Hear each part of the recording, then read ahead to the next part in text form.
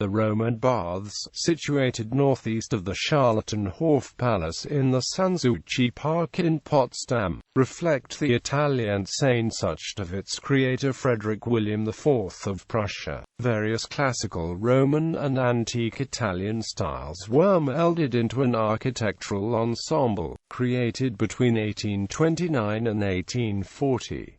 While still Crown Prince, Frederick William commissioned both Charlottenhof and the Roman baths, coming up with numerous ideas and drawing many actual drafts. The artistically inclined heir to the throne had considerable influence on the plans of the architect, Karl Friedrich Schinkel. Charged with managing the actual construction was one of Schinkel's students, Ludwig Persius. The gardener's house and the adjacent house for the gardener's helpers were both built in Italian country villa style. The Roman bath, which gave its name to the ensemble in its entirety, was styled after ancient villas, together with a small tea pavilion modeled on temples of classical antiquity. They form a complex of buildings tied together by pergolas, arcades and garden spaces. The individual buildings were largely inspired by Schinkel's second trip to Italy in 1828.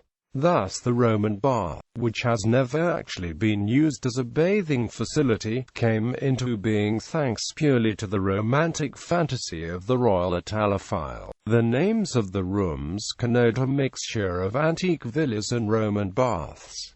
The atrium, the courtyard of a Roman house, is the reception area. The impluvium, actually only a glorified rainwater collection device, gives its name to the whole room in which it is located. The viridarium is actually a small garden. Additional names associated with Roman thermal baths are apoditerium for the changing room and caldarium. The whole nostalgic creation is on the bank of an artificial lake created during Peter Joseph Lenné's formation of the Charlottenhof area. The so-called machine pond gets its name from a steam engine building and an adjacent pumping station torn down in 1923.